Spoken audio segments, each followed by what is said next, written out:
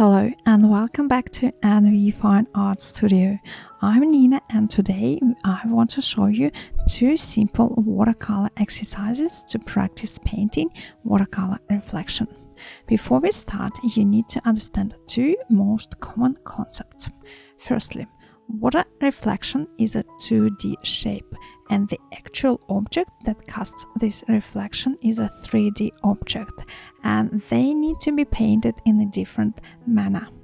Secondly, the use of water is unavoidable if you want to convey these differences and want to avoid your watercolor looking dry and patchy. And this is usually the most common issue in painting watercolor reflection for beginners. But hopefully these two exercises will help you to overcome all your troubles. Today we will do part 1, the wet on wet technique.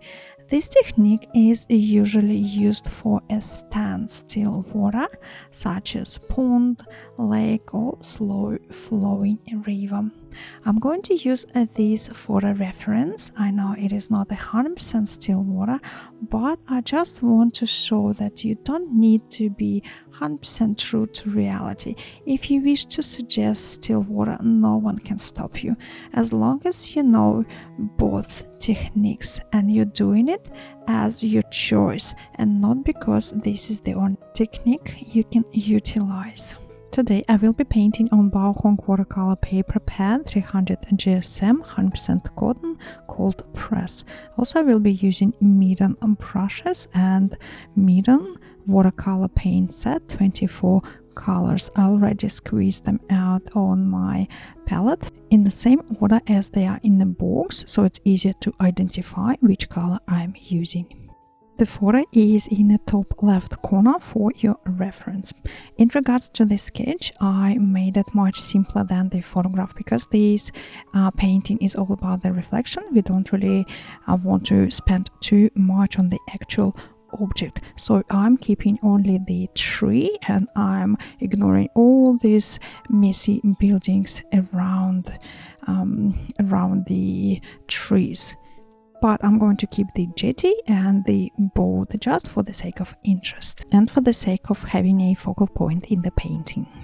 As I mentioned at the beginning, it is important to paint the object and its reflection in different manner. So when you're painting the object, try to suggest 3D shape, atmosphere, texture and things like that. And when you paint the reflection, try to suggest 2D shape so it looks flat and horizontal. This is largest round brush from the MEEDEN brush set, and we're going to start with the tallest tree. So for the tallest tree, for the foliage, we need to prepare a green, and I'm going to use pale yellow together with yellow ochre. Pale yellow is a semi-transparent color and yellow ochre is fully opaque. So to make the mixture a little bit more transparent, I'm mixing these two yellows together. So now I'm going to add the cerulean blue into the yellow mixture. And this is a way too bright green. So I'm adding more yellow. And still it's quite bright, so I'm going to add a touch of vermilion to neutralize it, to make it slightly more gray green. Yep, it looks about right.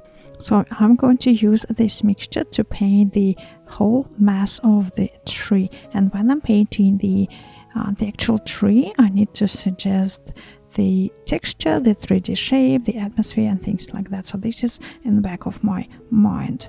Okay, first I'm trying to outline the shape of the tree and I'm leaving little gaps. This is to suggest the masses of leaves on the branches. Okay, so I ran out of the mixture and I reloaded the brush. That's what I'm doing again, and this is quite important actually. You need to reload the brush quite often to make sure that the shape you're painting is equally saturated.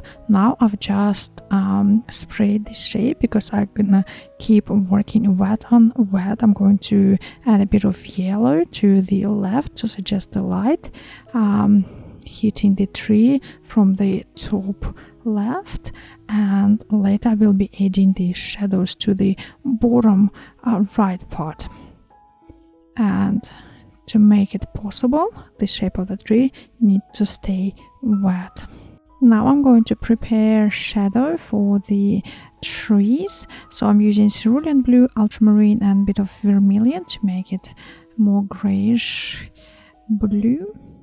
And the reason I'm using this cooler mixture for the shadow is because this is a summer scene, and if it was an autumn scene I would have used a warmer shadow, like a brownish type of shadow, but this is summer scene, so I'm using this cooler shadow, and I'm adding it only to the bottom 1/3 of the shape. And this is quite important. If you start adding it all over the place, you will lose light and you will lose the sense of 3D shape as well. So this is how I suggest the 3D shape for the main object. Now I'm going to quickly paint the rest of the bushes around this tree. So I'm going to use warm green, so I'm adding more yellow ochre into the mixture and a touch of cerulean blue. It looks quite right. So this is for the top edge of the bushes. And again, I'm trying to make the outline a bit more irregular, using the tip of the brush to suggest a few little details. Now I want to visually separate the bushes from the tree, so I'm going to use slightly cooler, more cobalty turquoisey mixture, and I'm going to use this mixture all around that tree for all the bushes. Also, because we're hitting the area where the jetty is, so I'm using the tip of the brush to avoid painting over the poles of the jetty. And this technique is called negative painting. So basically, negative painting is when you're not painting the actual object, but by painting around it, you're suggesting that object. So by painting around the poles of the jetty, I'm suggesting the light that hits those poles. We don't really want to spend too much time on painting those bushes. They need to be very fresh and loose, but yet they still need to convey the message. So I'm trying my best to suggest 3D shape. So the top of the bushes is light and bright. And now I'm spraying this area again to keep it wet, because we will still be adding quite a bit of darks to the horizon, to the area where the ground meets with the water. So even when I'm painting quite quick, you still need some extra water to keep it wet for longer, especially if I'm planning to paint for a bit longer. Now I'm painting around the boat. This is what slowed me down. Okay, so we need to be a little bit more careful. I want to preserve that light on the boat, suggesting a few little details just for the sake of interest. And we're pretty much done with those bushes, with the middle tonal value for the bushes, but we still need to add some darks. Okay, quite happy with that. Now let's quickly connect it to the jetty. So let's prepare a brownish mixture. I'm using yellow ochre, vermilion and ultramarine. And now I'm going to paint the lightest area of the jetty, this warm hue of timber. And I'm trying to preserve the highlights. And remember, when you paint a number of vertical things, it's very important not to be repetitive. So try your best not to repeat the shapes, otherwise they will look like a row of columns. And it's not like row of columns doesn't exist in real life. It just, even if we see repetitive things, the light always hits things in a different manner. So for example, if you look at the reference photo, the poles are repetitive, but the light is actually very little bit. So some columns are lighter, some are darker, and it's almost like we're missing a couple of columns just because they look darker. Now I'm going to rinse my brush, grab a spatula and scratch out a few highlights. And this is actually a very effective technique. So instead of painting around things, instead of doing negative painting, sometimes it's easier just to do nice flat wash and then grab a spatula or like a card or something sharp, and then just do scratch outs. And scratch outs, they're not always little things, they can be big things. For example, for when you paint rocks, you can scratch out, especially if you're using card, quite large shapes. One of my future tutorials is going to be about how to paint rocks, and I will show you this technique in details. But now let's go back to our painting, and at the moment I'm using the darkest tonal of value for my painting, and this is a mix of raw umber and ultramarine. As you can see in the reference photo, the area where the land meets with the water is quite dark. It's almost like a dark line, but again, it's quite important not to make it one continuous line, because it usually separates shapes, and this is one of the biggest mistakes, to separate shapes in your painting. So we need to, even when we do lines, strong lines like that, we still need to keep in mind that shapes, objects need to stay connected in your painting. And the best way to do it is to make gaps when you paint strong dark lines. And we finished with the land. Now we're going to paint the water. The most important thing here is to convey that this is a horizontal surface with a vertical reflection. So first we're going to start with painting the horizontal surface of water. The best way to suggest the horizontal surface of water is to do a gradient wash from light to dark. So I changed the brush to large flat brush, and I'm going to pre-wet the area for the water. Usually I do it with a spray bottle, but I know not many like to use spray bottles, so I'm going to use brush, and I'm going to pre-wet the area with the brush, which is probably the most common technique for the beginners.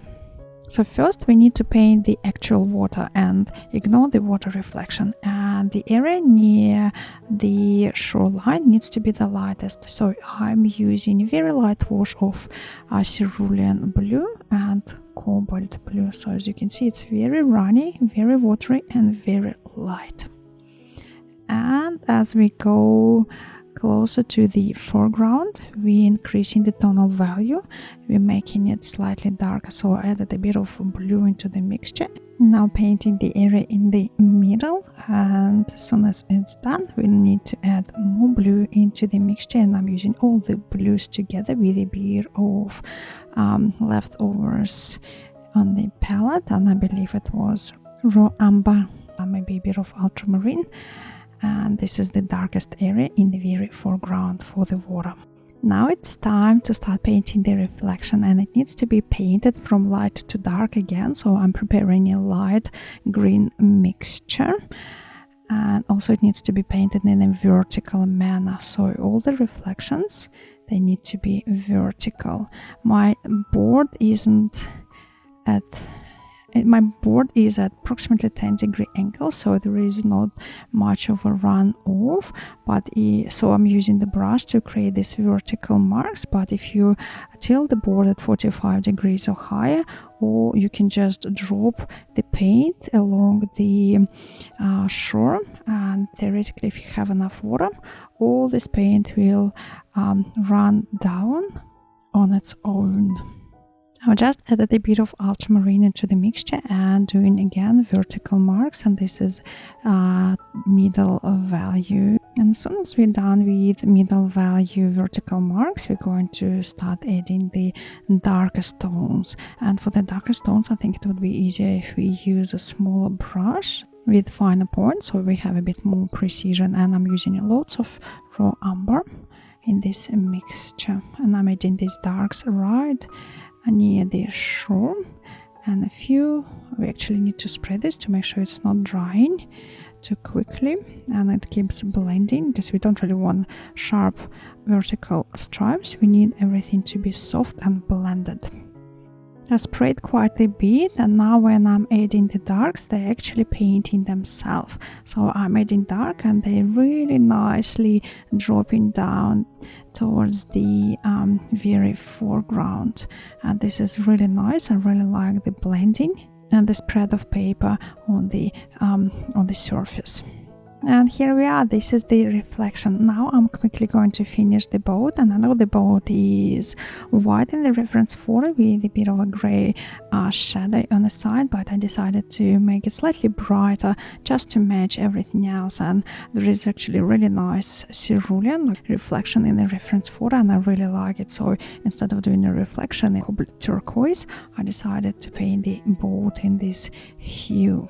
So I finished the boat. Now I've grabbed my flat synthetic brush and I'm going to do a few lifting brush strokes. So basically my brush is clean and it's damp. I'm removing the excess of water with tissue, and then I'm making a brush stroke like that, and it removes the paint of the surface. And now I'm going to dry this and the painting will be finished. Here we are, the finished painting. A simple wet on wet technique to paint water reflection. This is only part 1. Next time we will be painting a reflection wet on dry. So please subscribe to my channel if you haven't already, not to miss out on that video.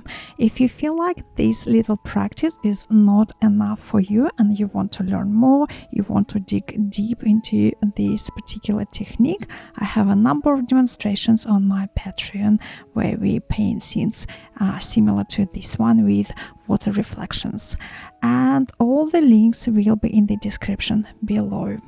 Hope it was informative and hope you learned something new today. This is all for now. Until my next video, bye, and I hope to see you on my Patreon.